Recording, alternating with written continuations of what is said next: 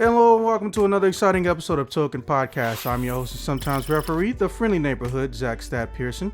And today, I am joined in activity by a one shortest in the land, but also loudest in the land.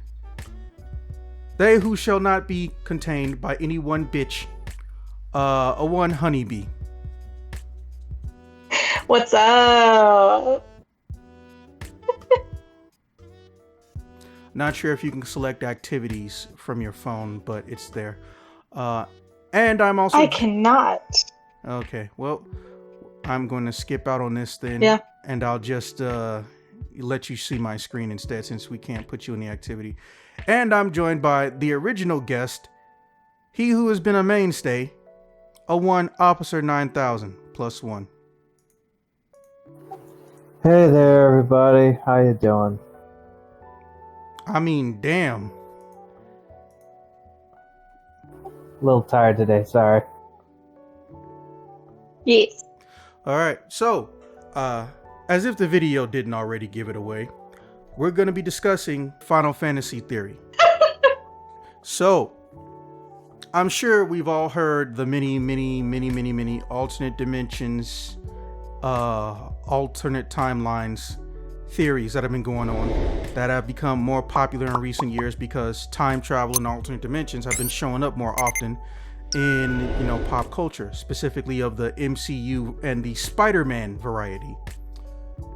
However, there was one particular franchise that essentially almost never did it, and when they did do it, they almost universally do it as an Easter egg that people aren't sure if is or isn't a cameo or canon, and Final Fantasy VII. That franchise being Final Fantasy as a whole. Normally it's Gilgamesh related, but also, again, it falls under no one can really tell what is canon and what is, an Easter egg. Not to mention Gilgamesh is aware that he's a video game character, depending on the game. Shit's weird. He's aware of the fourth wall. Yeah, but for video games, does that mean that you know you're in a game, or do you just know that you're in a cutscene in a game, which that's its own paradox, or rabbit hole, I guess. So in the case of Final Fantasy VII, the first time we learned of interdimensional tearing is when Cloud gets brain damaged. Oh no, spoiler. So when Cloud gets brain damaged, upon arriving in that one island whose name no one ever remembers, and meeting Bahamut for the first time, he is essentially split into multiple pieces across the life stream. However, somehow he left the dimension, and we learned very, very late, like close to 10 years later, that shit was canon. He ended up in the Final Fantasy Tactics PlayStation only dimension, which is a weird thing to say, a PlayStation only dimension. I'm kind of pissed about that still. And that was apparently real. Now, here's where I get a little bit lost. Why the fuck is Tifa just okay? Like, what the fuck? But also, Tifa has not had a Mako injection, which is really just a life stream injection. Or a form of life stream injection. You mean a Genova cell injection? Oh yeah, Genova cell injection. So that in and of itself is confusing because, well, let's be honest, there's not really an explanation why Cloud got split up into as many pieces. Symbolically, we know why. Because we are piecing together Cloud to bring back the full human being with his own original personality. Obviously. Mm-hmm. But how the fuck does that even translate to going through dimensions? Now, here's where we get into the meat. There's a little asshole by the name of Aerith Gainsborough. Now, this asshole... Oh, shut up. I love her. Exactly. That's what I said, asshole. So, this little asshole, in one particular cutscene that we didn't know the canon of until like a year later, because I hate when they do that shit. Hey, let's do something ambiguous that we know the answer to, but not tell people till later bullshit. We learned that the day before you break into the Shinra Tower, all three of those cutscenes are canon.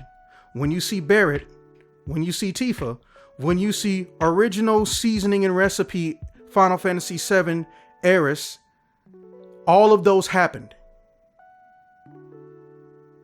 And of course, Aerith is the worst one you can get. But one of the things you find out is that, or you immediately realize, is that, holy shit, the power of the ancients and the water manipulation goes far beyond what we initially thought. Now, I know it's been a long time, or maybe some of y'all got it started on it recently again. It's been a long time since a lot of us have taken the journey across Midgard. But here's something to remember.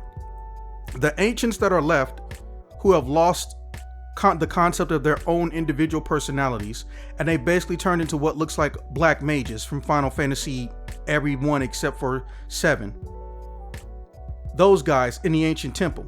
Oh, in the temple? Yeah, ancient temple. Yeah, they have perfected the water manipulation and water viewing and memory viewing that happens via a combination of water and live stream. That's why they can even show you where Aerith is, and they knew you were looking for her. So, here's the thing. This isn't baby Aerith. This is grown-ass, sarcastic bastard, I've completed my mission Aerith. Now, and on the way to a smile, we learn a few things about her, or rather, her as a people. Depending on if they choose to or not, they can merge with the live stream, or they can essentially be a perpetual ghost and they can maintain their consciousness outside of the live stream. And there doesn't seem to be a limit on this. The two notable people that have done it so far are, I can't remember that bastard's name. Oh, Minerva? Minerva, Yes. Yeah. Minerva not only is an ancient Citra, she might be the person who summoned the weapons in the original Final Fantasy VII game. And as I've stated, this is one of those situations that I fucking hate. I hate when we get situations where we're expected to know something, figure something out, or something wasn't a secret, but we don't find out, everything that we would like to know about it until decades or years later. And Final Fantasy, of all of the Final Fantasies, Final Fantasy VII, of all the Final Fantasies, is one of the most notorious for doing shit like that. Or rather, Square Enix is one of the most notorious for doing shit like that. Anyways, Minerva is a super boss in Crisis Core Final Fantasy VII, and the most powerful boss in the entire franchise to date. She is faceted at the bottom of the Great Cavern of Wonders in a mission. Minerva essentially might be one of the first and earliest defenders against Genova. Reminder, the planet was essentially peaceful and, everyone lived in harmony with the elements until the Fire Nation came, aka Genova landed.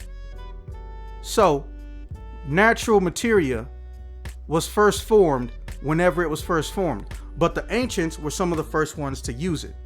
On top of that, they had a deeper connection with the planet because they were at a point where they could almost, willfully manipulate elements and whatnot. And we don't know to what extent, we just know they had that ability. As per usual, we get, information late. We're not even sure why they changed her statue from the Japanese version and every other version. It's very fucking unusual. Anyways, so she has her own special materia called the Goddess Materia, which we still don't know what it do, but for some reason Genesis was in there for, I think, 6 or 7 years. But I know what you're getting at. Okay, well, how is Minerva relevant? In one particular story or instance, we find out that there's a voice that's been harassing Aerith. Essentially, that voice may be Minerva. However, Minerva has pretty much never had a voice actor. Since she's never had a voice actor, guess what? We don't know fuck all about her personality and what she wants. In fact, on paper, there's no reason for her to even attack Zack. And for her to attack Zack, there must be something wrong, because theoretically she's one of the most noble heroes that exist in this entire franchise. Obviously, though, because she is listed as a boss, they could also play the story bullshit game of just saying, oh, it was a test for Zack. But a test for fucking what? Something we don't find out till 10 years later? You know, I wouldn't put it past. But essentially, she is to be the one who theoretically summoned them. Because even though they claim that the world itself has its own weapons and guardians and protectors, Minerva is considered one of them. And the fact that she's able to convert Genesis into one of them, or purify his dark life stream, we think, they haven't confirmed yet because we haven't gone past Dirge of Cerberus, is proof positive that these ancients have a ridiculous power set that has never been fully explored in the entire series and franchise. Officially, this is what we know they can do. Elemental manipulation without the use of materia. The ability to view the past and possibly the present via live stream and a combination of water. Being a sarcastic asshole. Those are their 3 super abilities. So, personally, if they just said something more concrete, we might not even be having this conversation. Now, moving on. Yes, that's right, I still say Aerith. Actually, it makes it easier to distinguish past and present. If it's pure timeline, live stream, dead girl, it's Aerith. And if it's currently alive, not dead girl, it's Aerith, who's in remake. So that way, you know, it makes things easier to distinguish. It's kind of hilarious how that ended up working out. I see. Yeah. I suppose you could do it that way. Yeah, it cuts down on confusion dramatically. But anyways. Alright, so let's go into remake section. Remake continuity. I just love how they have everything so fucking different. Alright, so one of the things that the Whispers, quote unquote, was trying to do with Aerith is always remove her memories or stop her from acting on the fact that she knows things about her own future. Now, in the opener, we don't know why they're harassing her. The biggest thing that a lot of us might think of, because she heavily implies she knows a little bit too much about Cloud, is that she was trying to avoid him because as long as she doesn't leave Midgard, she doesn't die. But we don't know to what extent she knows her own future. It's not actually clear. They purposely left it ambiguous. And I understand it. I totally understand it. Mm-hmm. Now, here's why I think I get what's going on, or how to explain what's going on. We all saw the ending of Final Fantasy VII Remake. Zack was alive. Yeah. A giant explosion that has no explanation happened twice in Midgard. Remember, there was the purple one when they first left, and then there was another one when Zax lived, and it was white. People are registering these events as the same thing. They're not. I think those are 2 different instances.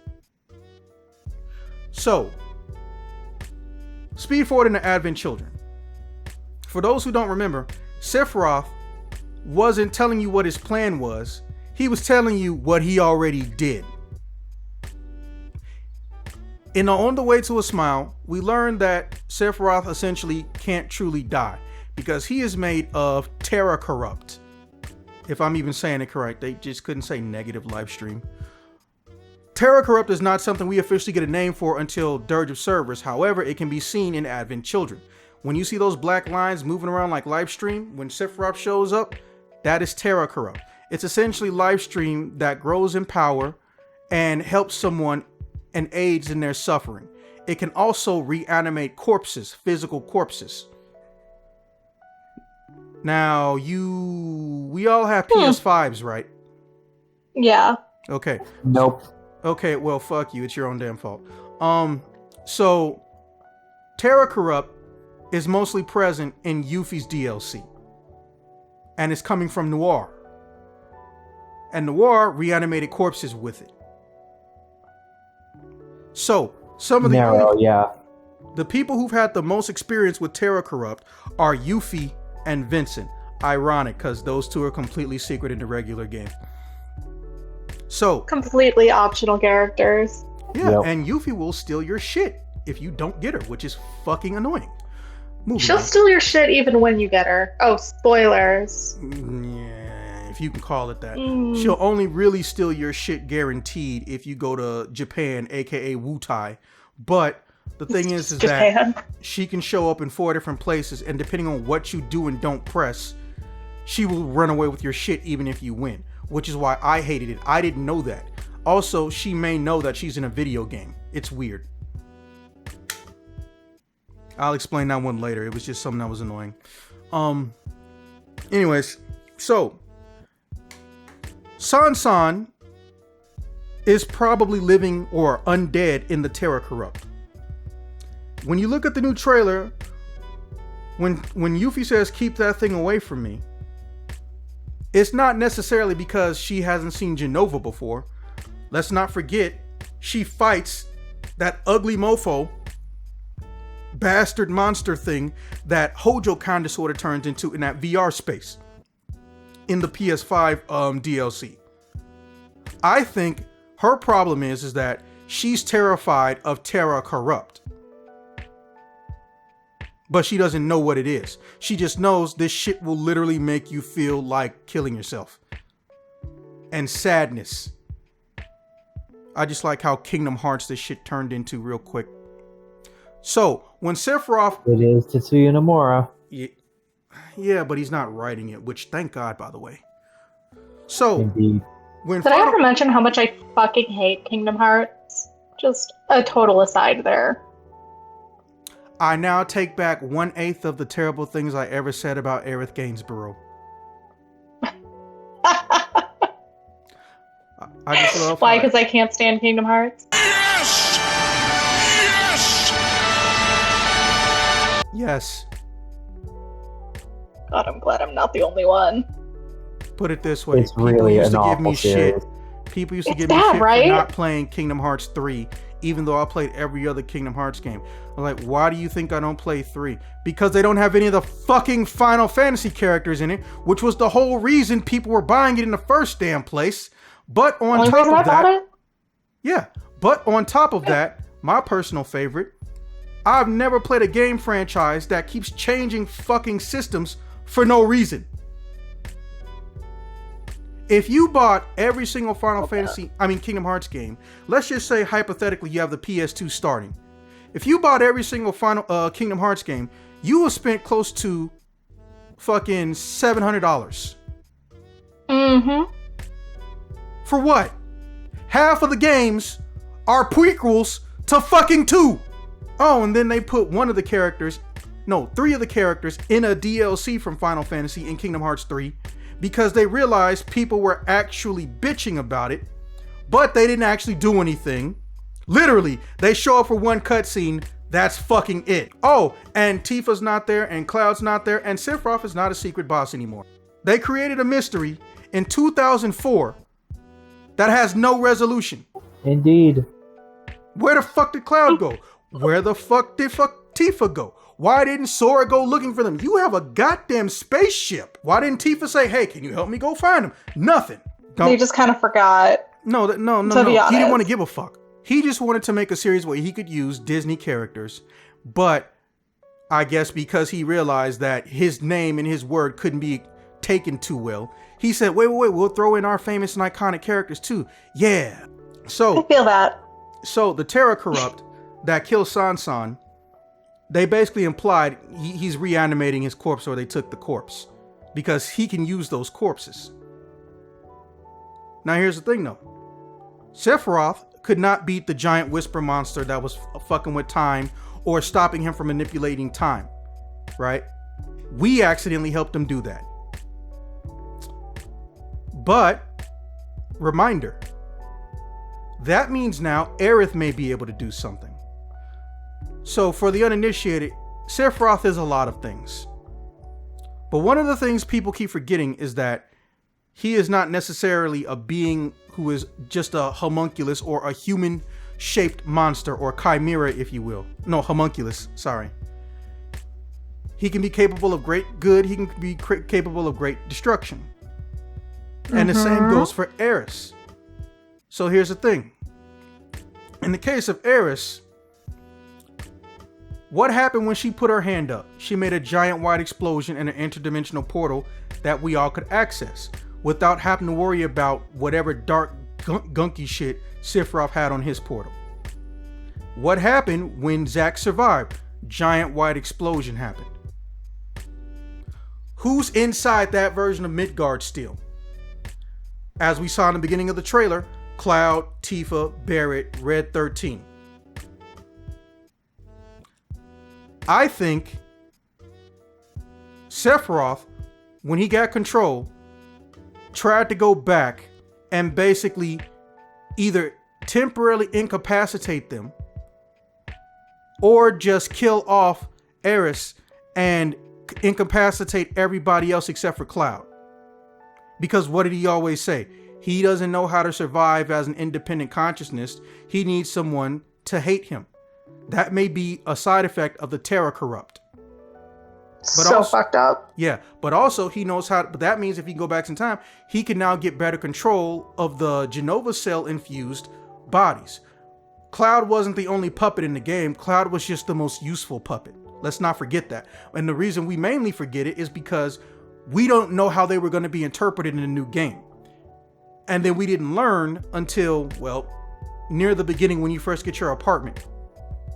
We saw one of those people who are technically, essentially Sephiroth's, corpse minions that don't even really remember their own identity. And also, even in the PS5 version, if you go to photo mode, the game purposely does not let you see those characters' faces. I tried. I legitimately tried.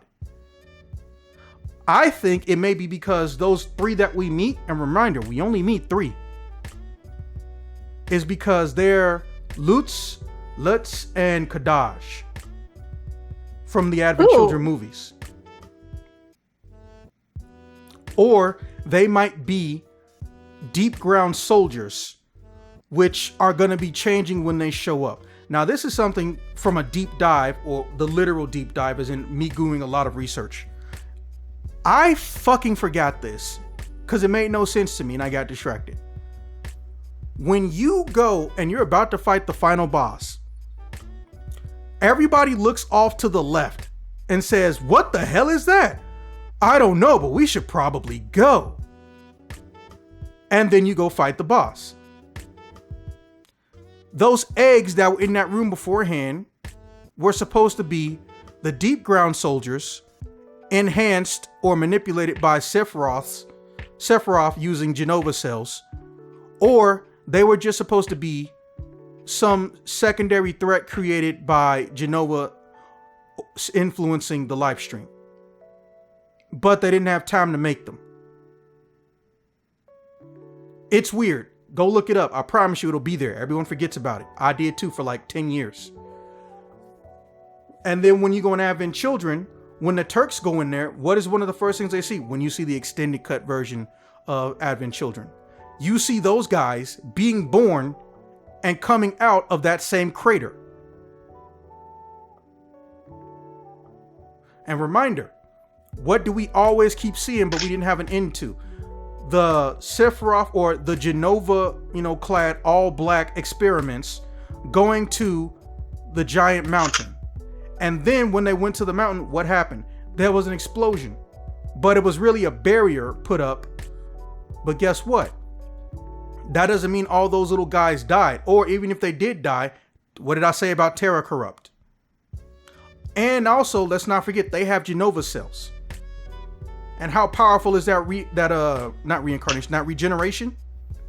Kadaj literally transformed into Sephiroth mind, body, and fucking soul over Kadaj's own fucking body. He had no control and no say-so. So I think there was a giant explosion. Again, apparently giant explosions in this game usually end up creating mysteries. And that's how we even got them in the first place, because officially, all we know is that they're just like Cloud. But that doesn't tell me where the fuck they came from. I think, and they've stated they were going to use these new games to try to also include or better incorporate story elements from Dirge's servers. A lot of us had like a heart attack moment when they said that, because we didn't know how far they were going to go. But they meant literally they were going to make the story less dumb.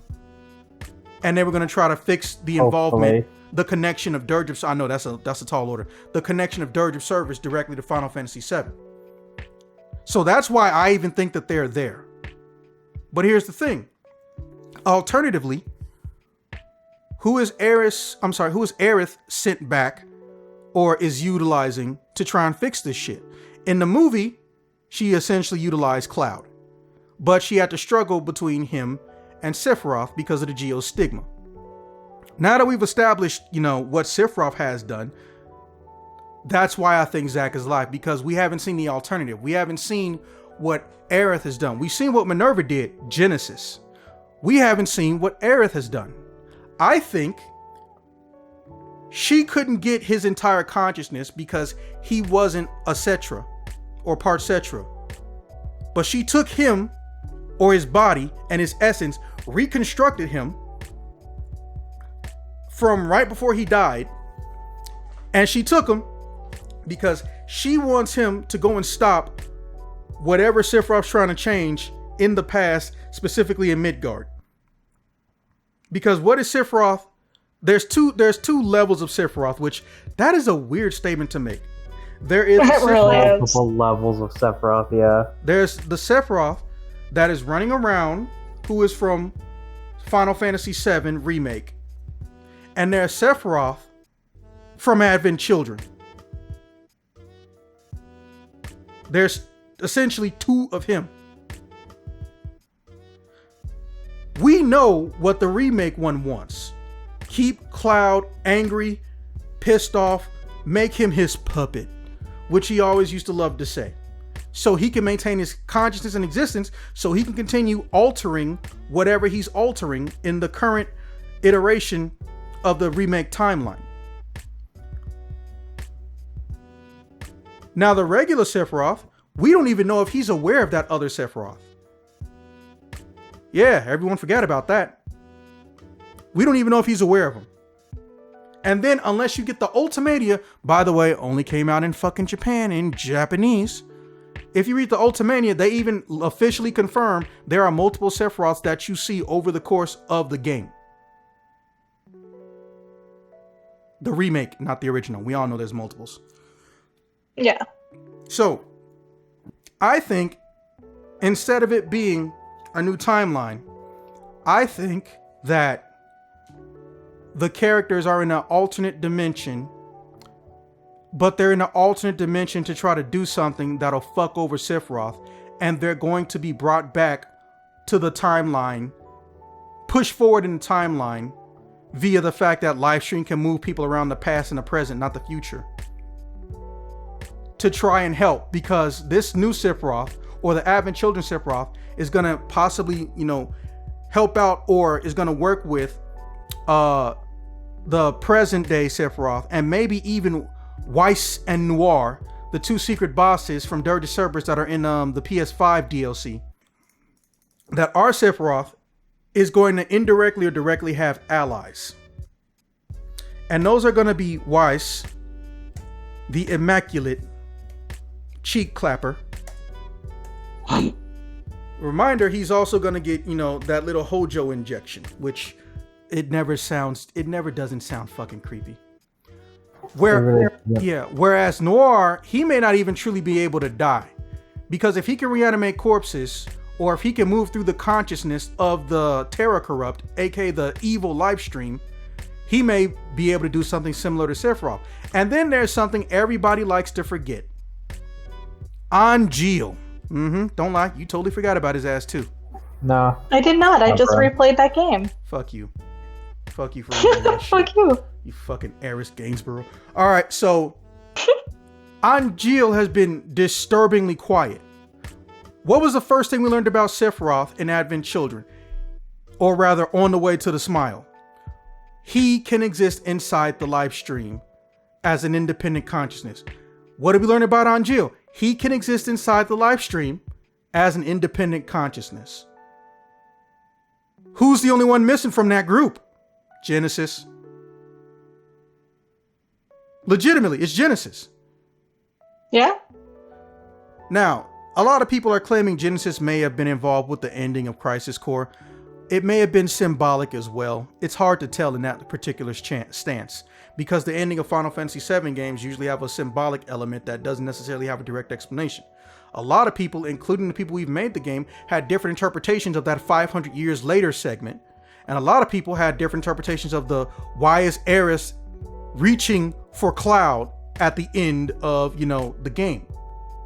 Which, to my knowledge, I don't think we technically have an explanation for. We know that Aerith is a little bit better at hyper manipulation of Livestream. For one particular reason, she has the white materia. The main reason she had to die was so the planet could live. Because the holy materia does not respond to magic and magic execution or whatever mental things that is never explained that lets people utilize, the live stream in those elemental formats. It responds to prayer. And if you die praying to this thing, the least it can do is grant you a fucking wish. And it did. So she was able to utilize it in death, as well as being a Citra, to stop Meteor from hitting. But now we have the X factor of the retcons of Angeal and Genesis. Who's been the quietest out of everybody? Genesis. I think Aerith, the post-Advent Children one, is going in and out of her own past and people who were around the same era and trying to stop Sephiroth, the new one, or rather the old one, because basically nobody on this path is going to be able to stop him directly. The current remake Aerith thinks that she has to die now, or she remembers a painful memory that she's going to need to experience in order to, save the planet, which is why she says terrifying and boundless sky, and how she didn't hate it. Because what has she been trying to avoid doing? Leaving her own fucking city. Well, you ain't got a choice now, motherfucker. But here's the thing. I think Sephiroth isn't prepared for Advent Children, post-Advent Children, Aerith. But also, we as players don't know what all she's planning. We just know she now has access to Zack. She might have made up an alternate timeline, or she might have found out the hard way. If she tries to clone people directly, or she tries to make a one-to-one, causality, reality, or whatever may decide, oh, nope, there can't be two instances. So that's why Zack is alive and everyone else is dead. There cannot be two instances created by the live stream. And that's why Sephiroth can do what he do, because Sephiroth is not born of the live stream. But also Sephiroth, like Angeal and Genesis, are the most unique existences in the entire franchise next to Hojo, which I hate thinking about how many things that man has put in his body. There's no way to describe Hojo without it sounding a little bit, homoerotic. He's the worst. Fun fact, Vincent calls him a queer in the PlayStation 1 game. Wait, what? I Yes. do not remember that shit. That's because you don't know how to handle the alternate lines. So old school days, a lot of people don't realize it, but when you play a game and you change the characters in your party, most of the games didn't actually just make the other characters say the same thing. They got different lines. Anyways, so in the case of Angeal, you can almost say everything we know about him in like 2 sentences. He was one of the Genova cell experimentations. And then he got into soldier at the ripe old age of 3 or 4. Didn't even know he was 3 or 4. And he had an accelerated lifespan. And then he died. Because he wanted to have a noble death. So he had his apprentice kill him. It's very sad and it's very simple and to the point. But here's the thing. He's the only person we don't know what happens to when he went into the live stream. He's the only person. Wait, who? Angeal. Oh, Angeal, yeah. He's the only one we don't know what happened to. Also, let's remind ourselves. Angeal had monsters that looked like him, whereas Genesis had sentient, humanoid clones. Who's to say Angeal cannot influence monsters? I don't think that Zack is in an alternate timeline. I think Zack accidentally lost his memories when he was reconstructed, and he got put in the place and the timeline that the current characters left. Because, well, the Whispers had to make sure there wasn't two instances of something. Because the Whispers, I know people make jokes about they're the embodiment of the fans' will, which is hilarious. And it makes so much sense. It's not true, but it makes so much sense. But the Whispers... I love that. I love that so much. I know. The Whispers' job is to... What they've been implying is make sure that reality goes as planned. That means that there can't be two instances of a Zack. Two instances of a Cloud and da-da-da-da-da-da. And Zack is in a unique situation because since Sephiroth and also the party helped get rid of the main Whisper or Fate, guess what? No one's going to make Zack re-die again. No one's going to make Zack re-die.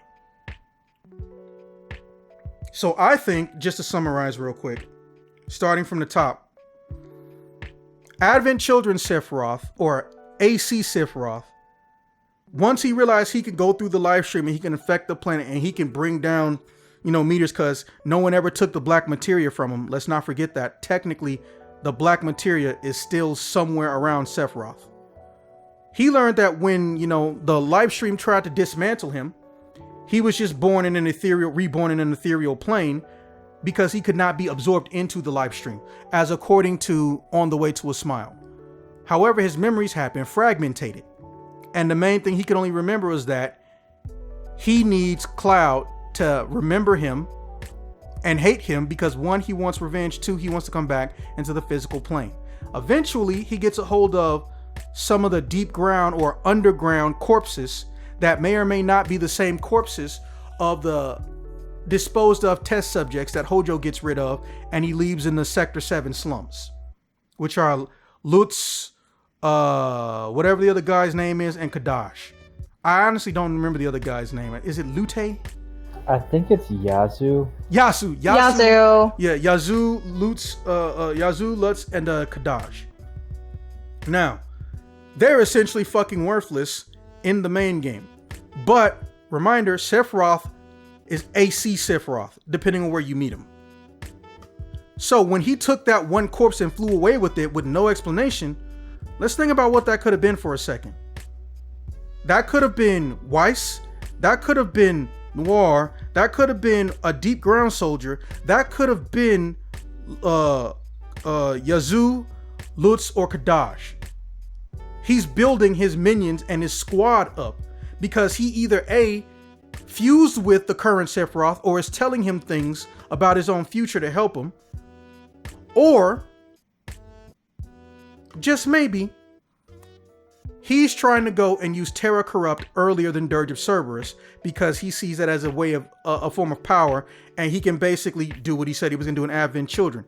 Go to a new fucking planet or help his mother take over the planet, but at the same time, he really just don't want to be fucking alone and his brain is all fucked up. I do feel bad for him on some level, but at this point, nah, man, you passed the point of no return. He keeps trying to genocide. You can't come back from that. If you attempt it and you succeed, you can't come back from that. And so far, he's halfway done with the fucking plan. Reminder, the Whispers are technically an ethereal species. He basically tricked us into genociding them. Yep. All right, I gotta head out. Later. Okay. This train's still going for me. I'll give you the full version later because I know you're gonna want it. What's up? I said there ain't no getting off this train. Fuck no. I have been through too many rewrites of this shit. So that's essentially what he's doing. However, in the case of Genesis and Angeal, we know even less. The only thing we know about Genesis is that he either purified himself or he has chosen to become, much like Minerva, an ethereal entity capable of getting onto the physical plane in times of great crises for the planet. If that's the case, why the fuck did you wait till the end of Dirge of Cerberus to come back to life, dumbass? But he said that there are still plans for you, and he called Weiss his brother. Reminder, theoretically, Genesis has not met Weiss.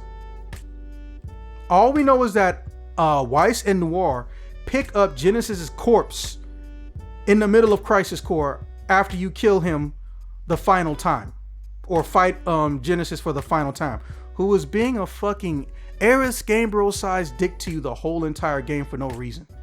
Because if you stop and think about it, there was no reason for Genesis to pick on Zack as much as he did. Like when he comes down and explains to Sephiroth, hey, that's right, you're just like us. And then he just hits him with a fireball for no fucking reason. Bro, that was hilarious. I was mad, but it was hilarious. Those ones are the X factor here. Because future Genesis is doing something with Weiss. But present AC Aerith is doing something with essentially Zack, not knowing what effects it would have on the current timeline. It domino affected and it killed the other ones. What I don't know and what I'm curious about is Zack's story in Rebirth going to move forward in time? Or is he stuck in an alternate dimension until he's done whatever it is Aerith, maybe Minerva, and every other good guy wants him to do to help out the party in the alternate dimensional space? Reminder, there's 3 layers of dimensions at this point. There was an ethereal dimension, possibly the live stream dimension, if that even counts as a dimension, where we fought the Whispers. Because remember, the area didn't have a name. Then there's and it had a mix of both remake and original Final Fantasy VII dimensional material. So it was a dimensional space in between that they existed in, and they could possibly come in and out of. Because the Whispers didn't just like fly from underground or in the sky. They manifested where they needed to be. So they probably lived in this interdimensional space, right? So right. That means that Zack is theoretically not in a different timeline. He's in an alternate dimension. But he's not there for no reason. There has to be a reason why Aerith, and I'm saying Aerith did this because she's the only one who's shown she can create those giant white explosions. Much like how Sephiroth has sent Cloud on a mission to basically make sure he can maintain his existence, Zack is being sent in an alternate dimension temporarily to help out with AC Aerith to get her whatever it is she needs to possibly permanently stop him. Because reminder, she never got to use, and this is what I think it is, she never got to use the white materia on Sephiroth. They essentially beat Sephiroth into submission to the point where he broke apart and livestream dismantled him. Or at least that's what it looked like. It's very hard to figure out the endings. It was a PlayStation 1 game. And even in the explanations, it just says that, oh, Sephiroth was defeated. His physical form was defeated, but not his mental. Then Cloud defeats the mental one. But then in Advent Children, they decided he didn't. Retcons. That's the official name for them. So I'm thinking that Zack fucking is going to retrieve the white materia, but he's specifically going to get it in a dimension that Sephiroth doesn't give a shit about or doesn't know about, because in that dimension, since Aerith is already dead, the white materia is going to either be in the possession of Shinra, which may take him on his own adventure, or there may be something he's supposed to do and get within Sector 7. And when the characters come back to the sector nearing the end of the game, that's when they might meet. Or that's when whatever the alternate dimensional space is gets explained. Also, here's what triggered this theory. It wasn't the fact that no one knows what's going on. Tetsuya Nomura said that there was a game that he loved so much that he was head over heels for when it got a remake. But when he played it, he stopped playing it before he even finished it. And his reasoning was because they basically hadn't changed anything. It was the exact one-to-one copy. So he thinks that remakes should respect and pay homage to the old material, I'm paraphrasing by the way, but still have some element of mystery that can keep the older players engaged, much like the new ones. Zack is the embodiment of that ideology currently. Also, the Deep Ground Soldiers are misplaced and they may actually be free roaming already. And I'm gonna tell you why. I know you didn't remember this, or rather, I'm hoping you didn't suffer through Third of Cerberus, but I did. Not recently, but I did. You have my condolences. I know it was not good. God, that was one of the Not worst good. things to get as a birthday gifts ever. Oh my fucking God. Ugh. So, they all have that. They're all color coded. The blue beast guy is the one you fight. Azul the Cerulean. Azul, yeah, the Cerulean is the one that you're fighting in the basement after the Sector 7 plate falls.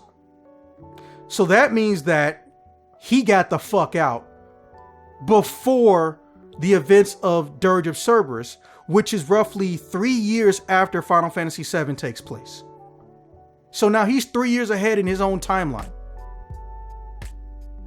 We haven't met the researcher whose, little sister stopped aging. Weiss the Immaculate is currently being experimented on, and so is his data by Hojo. And Noir has free movement and will within the deep ground. And he can do as he sees fit as long as he obeys and listens to Scarlet. Now, the other one from the mobile game, I don't even give two fucks about. Honestly, I think they're going to forget about her. She was cool, but she existed for approximately 2 hours.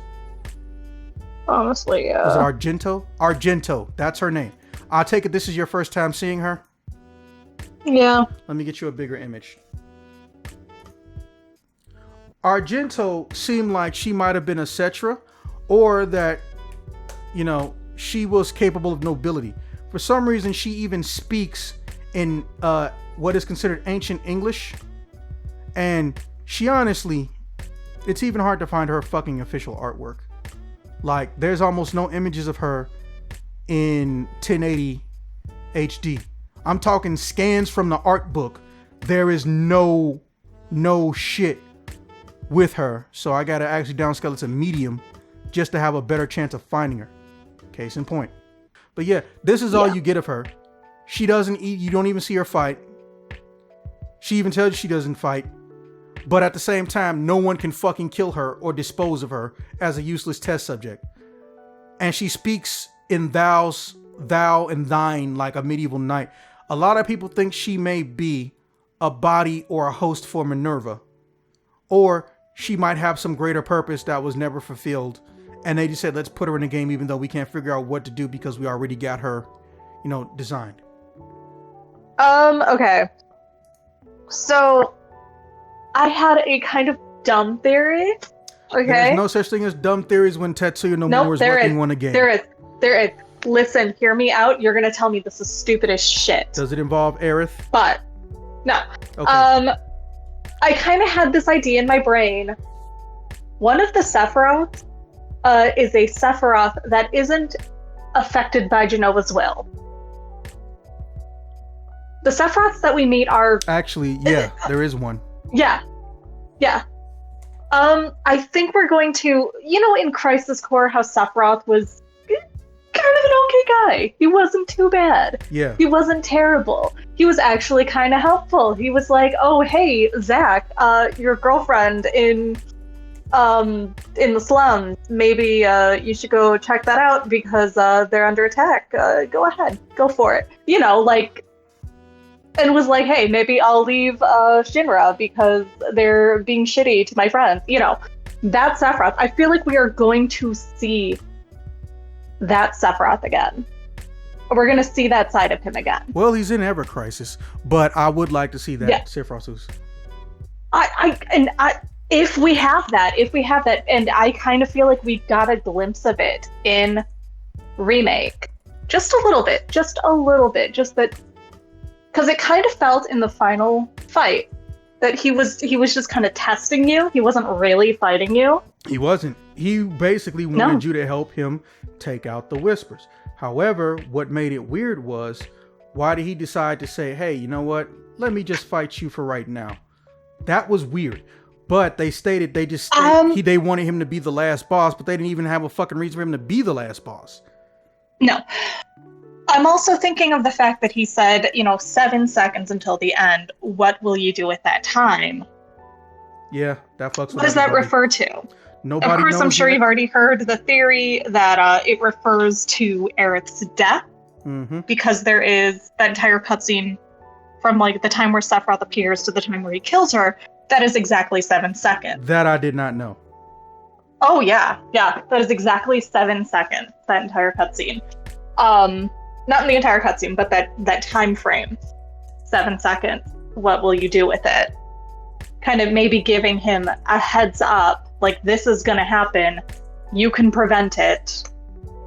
I would like to see maybe Sephiroth joining up for a bit. Well, I mean, that's how the game's going to start. We all know that. Yeah. And the best part, when it comes on PC, I'll make sure I get a PC mount where I can play the whole fucking game with him in my party. I love that. Fuck yeah. But yeah, that's like my big thing. And people have told me I'm fucking nuts. They're like, no, he's gonna be the villain the entire time. And I'm like, no, he was never really the villain. Jenova was the villain. Yeah, the whole fucking time. Genova's influence. Yeah, then he overcame it, but the problem is that the damage was done. Like, just exactly, yeah. He overcame it, but he didn't get rid of the Terra Corrupt, if you can call it that, or the Jenova cells, and how they basically want to hurt and destroy things. Not because Jenova is evil, but Jenova thinks human beings and etc. are just evil. Because the first thing they did when they saw her was try to kill her. So, well, Jenova's just a virus. Viruses don't really sentient think. Virus. Well, I think it's a sentient virus. And it kind of has a will, in that a virus has a will, you know? Where it doesn't exactly necessarily want to kill its host. It just wants to spread. I mean, there's a point in there somewhere. Well, yeah. So I don't know. That's what I think we're gonna see. I think we're gonna see Sephiroth, the noble soldier, yet again at some point. Because he was a good guy, a little awkward, but he was a decent dude. Final Fantasy VII Aerith Strikes Back theory. Sephiroth, after committing genocide of the Whispers, gained the ability to manipulate the original events unimpeded. However, he has not factored in what AC era Aerith, who is capable of manipulating the live stream and leaving it, is going to do. Zack being alive may be simply due to her influencing events unbeknownst to Sephi, which may involve deep ground soldiers, Angeal, and Genesis, who also may not be able to die in the first place, since they too also exist out of the live stream. That's basically my theory, hyper compressed. Yes. Okay. Yeah, that's pretty much all I got. Definitely thank you for, coming through to the 500th episode. I'm not going to even lie and tell you there won't be another fucking theory at some point.